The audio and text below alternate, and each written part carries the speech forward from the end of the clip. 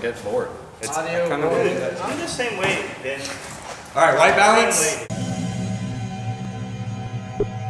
My name is Mark Arcenal. Guess I'm known for collecting cars. I've been working in automotive. Let's just say this, I had my first car at SEMA in 2001, so it's been a very long time. I've been building cars, not just for SEMA, but I've been building a SEMA car since 2001, so every year, yeah, been a while. This right here is the Rotiform TUF. It stands for tough. We might as well call this the Formula Hoonigan wheel because every single person here has had these on a car. Hot. Race car shit you don't have to wait for. Cop yours today, rotiform.com/TUF. My first car was an E30 BMW 1984 318i. That was the day my mom decided to stop driving. I became like her chauffeur. Well, I've owned 125 cars, which is super ridiculous. I don't think anyone should do that ever. I guess my favorite of the 10 would be probably my Volkswagen Bus, which I don't have anymore. I got into this whole, let's get rid of every single car I own. I was in that zone for a while. But the Volkswagen Bus, I had Ruby Stone RWB I had. That was one of my favorites.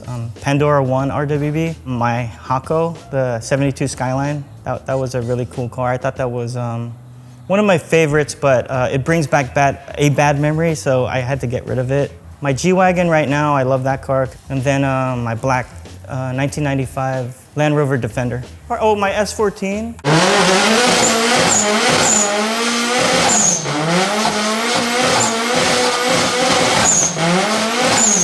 I love my S14. I ended up selling to a friend, Fish. He's using it till today. I actually wish I had it still because now that I work here at Hoonigan, we could drift any day of the week, any time of the day. Kind of a bummer I don't have it, but maybe I'll build another one. Yep. So yeah, after I visited Nakai in Japan, both Brian and I bought kits at the same time before anyone, although people try to say that they got it first, but I have the wire proof that, I don't know why people, who gives a f, right? Like, who cares if you bought the kit first? It doesn't matter. We have our cars done first, so my car, ours were first. And then Evan's car was third, so whatever. Right now I'm driving the Taycan Cross Turismo and the G500 and the 997 when it's not in the shop. Okay, I'll tell you a quick story about Nike. Hold on, let me have a drink. Okay, so a friend of mine, Glenn, I used to work with him at EA. He went up to Nike. He said to me, hey, I wanna introduce you to some guys at Nike. I said, all right. I flew up there, I was like stoked. Went to the Tiger Woods building, went to Lance Armstrong at the time. They said, hey, I wanna introduce you to this VP, and then I'll introduce you to this VP. I'm just like a dude that worked at an agency and had my own blog at the time. They offered me a job at the end of the day, like a whole day of meeting all these people, and I was like, oh, that's kind of, I wasn't expecting it to be a job interview because I went in like a streetwear dude. And then I worked there for a couple years, and we launched a brand called Nike Sportswear. Yeah, we launched that and moved on and started my brand Illest. While I was hired at Nike, I opened up my first Fatlace store. So I guess Fatlace came before Illest, but when you work at Nike, you're not supposed to own a store. So at that time, I just gave the store to my wife. So she owned the store. Illest came right after Nike. Throughout all the connections at Nike, I was able to meet so many influential people. And then I just called up my friend at Beats. I said, hey, let's do a collaboration.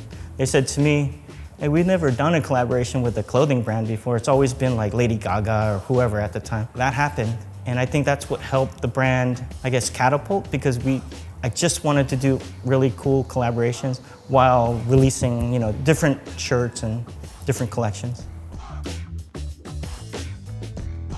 So the backstory with Fatlace and illest is Fatlace was started because I was into breakdancing and hip hop and DJing, because I was a DJ back then and I used to break, way into graffiti. So that was like a website where I kind of put all my collective ideas into, and then I kind of showcased it on the website. Like if Biz Marquee had an album dropping, I would talk about it. It was like a blog, but they weren't calling it blogs, I guess. And illest was started because of Nas and Biggie Small. They would always talk about being the illest, this and that. Why is there so much music behind the brand itself? It's just because I love music, right? Like that's kind of like where I'm coming from. You know, that's where the brand comes from.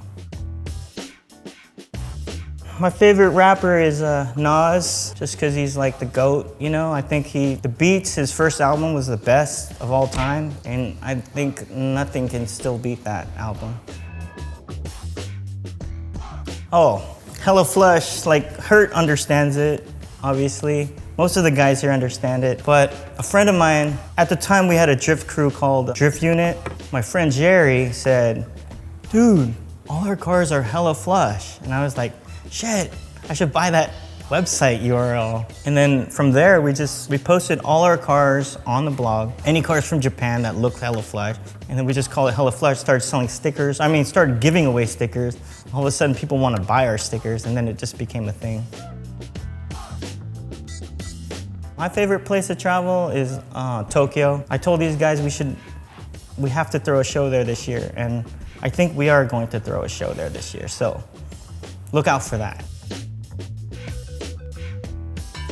I looked at that list of 125 cars I've had. Definitely it was all pretty much 80% German, but now I'm like finding myself just looking at American cars, and we'll see where that goes.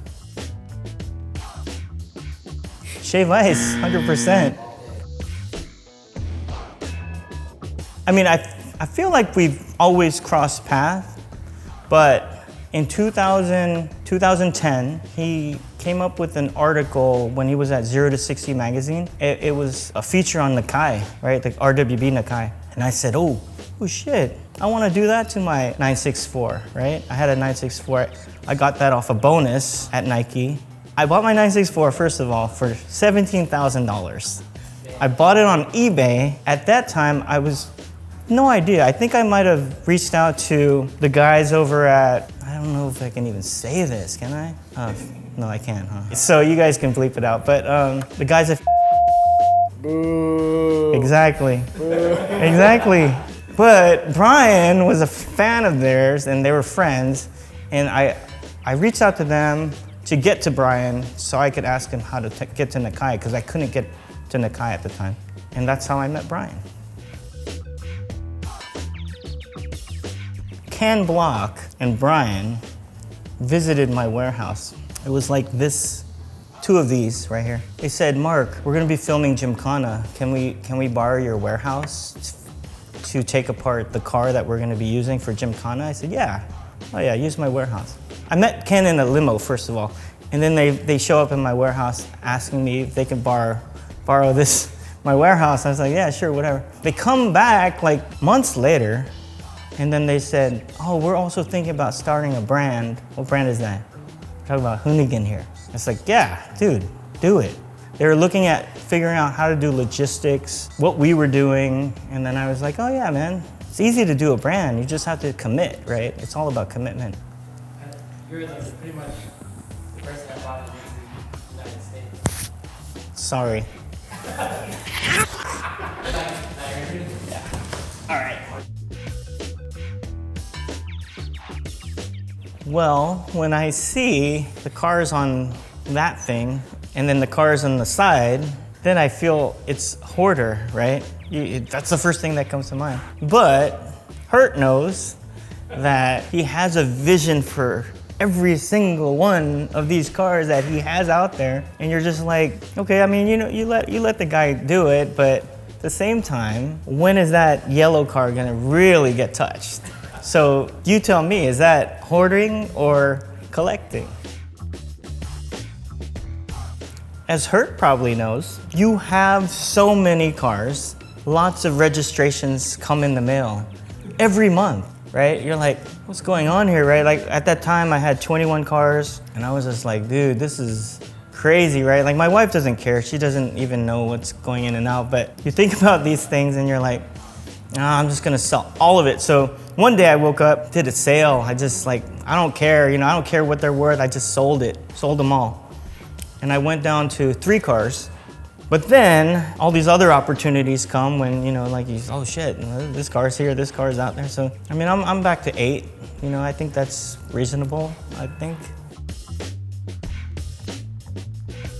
So, current car collection, I have my son's 86. I've been building that since he was 3. He's 12 now. And then I have a G500, 2002 that I backdated to look like a 1980 G. I bought my daughter a car just recently, a Mercedes C-Class. Then I have 2 Taycans, one for my wife. It's like purple, frozen berry, whatever they call it. And then I have a black one for my SoCal car. I have a 997. I have a 65 Nova that I'm building up. I think that's it. Ooh. Oh. Wow. Ron's car. Did I ever think I worked at Hoonigan? No, but I love the idea of them working with Brian over at Rotiform and Wheel Pros. I like the combination and I like the heads that are running it. So I think there's a lot of opportunity for us to grow and become a really cool company. I think if you could see past the craziness, the future is like pretty sick, Let me see. Next is in, what's next? What do you mean by next? Like, I think the next is now. That's deep. I don't know. I'm kind of stoked to just be a part of everything. Brian Scotto in the house. He just walked in. I'm giving you track. What? This is the friendliest I've heard Mark in years. Yeah, no, dude. I haven't drinking a lot, but these actually hit really hard. Yeah, they're like twice the alcohol hit of a beer. Oh, is that why? Yeah, that's why.